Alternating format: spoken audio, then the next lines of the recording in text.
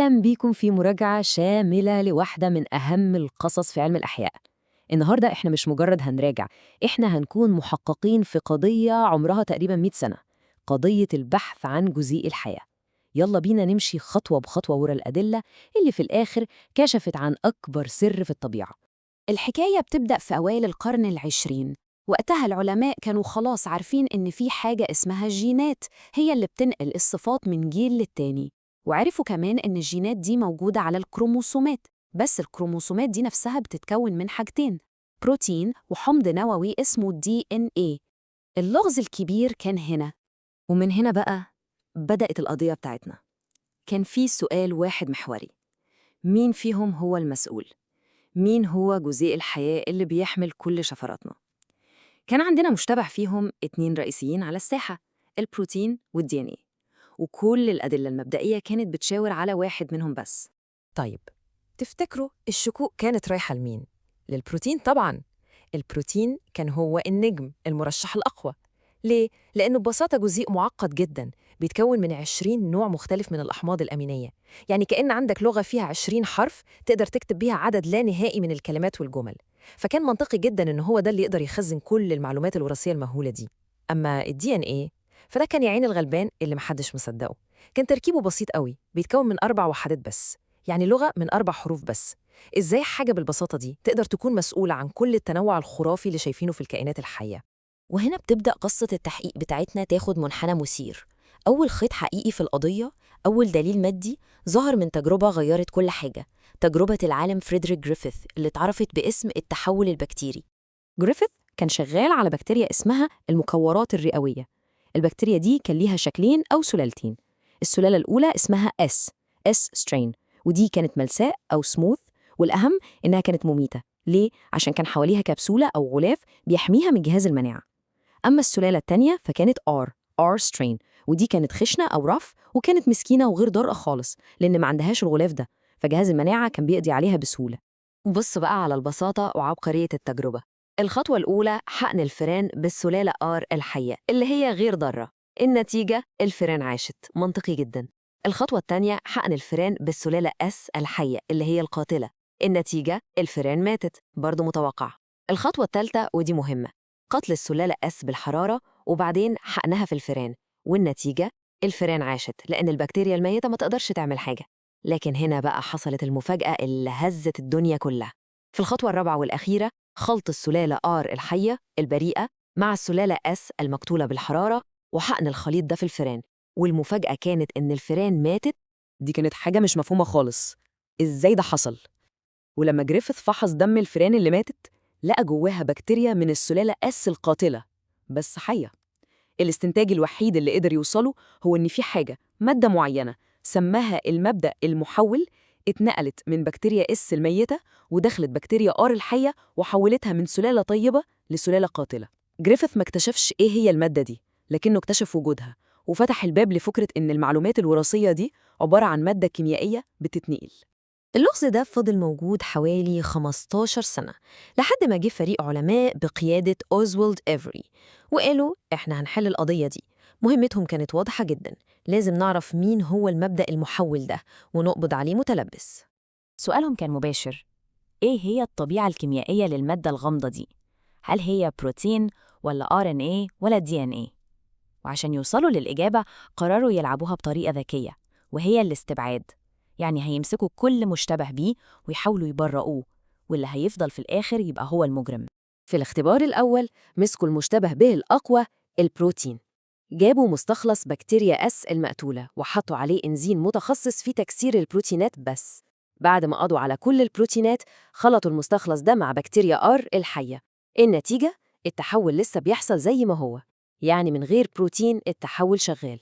وبكده تم تبرئة المتهم الأول: البروتين مش هو المادة الوراثية. طيب نروح للمشتبه به التاني، ال RNA. كرروا نفس الخطوات بالظبط، بس المرة دي استخدموا إنزيم بيكسر ال RNA، وبرضه لما خلطوه مع بكتيريا R الحية عملية التحول فضلت شغالة. يبقى كده ال RNA كمان بريء. ودي كانت لحظة الحقيقة. دلوقتي مفيش غير متهم واحد بس فاضل: ال DNA. جابوا نفس المستخلص بس المرة دي حطوا عليه إنزيم بيكسر DNA بس، ولما خلطوه مع بكتيريا R عملية التحول وقفت تماماً، ولا بكتيريا واحدة اتحولت. هنا كانت الإجابة واضحة زي الشمس، ال DNA هو المبدأ المحول، هو المادة الوراثية اللي حيرت الدنيا كلها. المفروض القصة تخلص هنا صح؟ بس لأ، رغم إن دليل إيفري كان قوي جداً لسه كان في علماء متشككين مش قادرين يصدقوا إن البروتين المعقد ده يطلع بريء. عشان كده المجتمع العلمي كان محتاج دليل أخير، ضربة قاضية تنهي الجدل ده تماماً، والدليل ده جه من تجربة من أروع تجارب علم الأحياء. الأداة اللي استخدمها العالمان هيرشي وتشيس كانت ذكية جدا. فيروس اسمه البكتيريوفاج. الفيروس ده ببساطة متخصص في إصابة البكتيريا. تخيلوا معايا إنه عامل زي حقنة صغيرة ليها غلاف من البروتين وجواها المادة الوراثية بتاعته اللي هي DNA. الفيروس ده بيقف على خلية بكتيريا ويحقن مادته الوراثية جواها عشان يسيطر عليها ويخليها تصنع له فيروسات جديدة.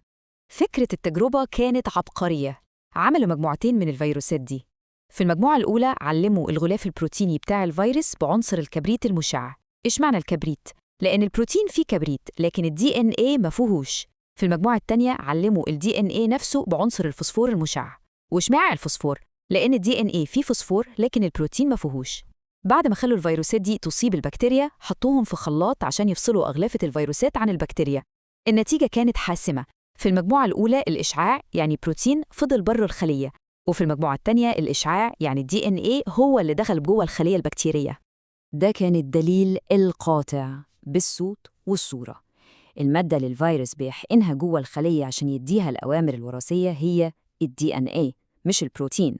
وبكده القضية اتقفلت بشكل نهائي، وتم إثبات بالدليل الذي لا يقبل الشك إن DNA هو اللي بيحمل التعليمات الجينية للحياة. ومش بس التجارب الكبيرة دي، ده كان في كمان أدلة تانية بتدعم نفس الكلام، بس المرة دي من جوه الخلية نفسها. النقطة دي مهمة جداً وركزوا فيها عشان الامتحانات. العلماء لاحظوا إن كمية ال DNA في كل الخلايا الجسدية لأي كائن حي زي خلايا الجلد أو الكبد مثلاً بتكون ثابتة ما بتتغيرش، والأهم إن كمية ال DNA في الأمشاج يعني الحيوانات المنوية أو البويضات بتكون النص بالظبط. وده طبعاً منطقي عشان لما بيحصل إخصاب نص المعلومات من الأب يتحد مع نص المعلومات من الأم عشان يرجع العدد كامل تاني في الجنين. النظام الدقيق ده هو اللي متوقع من مادة وراثية. على ناحية تانية بقى البروتين، كمية وأنواع البروتينات في أي خلية عاملة زي البورصة، عمالة تزيد وتقل وتتغير طول الوقت على حسب نشاط الخلية. الطبيعة المتغيرة دي تخلي البروتين مرشح سيء جدا إنه يكون المادة اللي بتخزن المعلومات الوراثية اللي المفروض تكون مستقرة وثابتة. تمام. عشان نلخص بقى كل القصة دي ونكون جاهزين لأي سؤال في الامتحان، خلينا نركز على أهم النقط اللي لازم نطلع بيها من الحكاية دي كلها. سؤال المقارنة بين ال DNA وال RNA ده من كلاسيكيات الامتحانات. في 3 فروق جوهرية لازم نكون حافظينهم صم. أولاً السكر. سكر ال DNA اسمه دي أوكسي رايبوز يعني منقوص أكسجين، وده بيخليه مستقر أكتر كيميائياً. ثانياً التركيب. ال DNA شريط مزدوج ملفوف على بعضه، وده بيوفر حماية للشفرة الوراثية. أما ال RNA فشريط مفرد. وأخيراً واحدة من القواعد النيتروجينية مختلفة. ال DNA فيه ثايمين، أما ال RNA فبيستخدم بدلاً منه قاعدة اليوراسيل. ودي زبدة الزبدة. تجربة جريفيث اكتشفت إن في مبدأ محول بينقل الصفات. تجربة إيفري حددت إن المبدأ ده هو ال DNA عن طريق الاستبعاد. تجربة هيرشي وتشيس قدمت الدليل القاطع بإن الفيروسات بتحقن ال DNA مش البروتين. وأخيراً الدليل الخلوي. كمية ال DNA الثابتة في الخلايا الجسدية ونصها في الأمشاج بتدعم دوره كمادة وراثية. وبكده رحلة البحث عن جزيء الحياة تكون خلصت. العلماء لقوا أخيراً المخطط الهندسي، الكتاب اللي مكتوب فيه كل أسرارنا. لكن حل اللغز ده ما كانش النهاية، ده كان بداية لسؤال أكبر وأهم بكتير، سؤال فتح عصر جديد في علم الأحياء. المخطط ده مكتوب إزاي؟ وإيه هي الأسرار اللي الشفرة دي بتحملها؟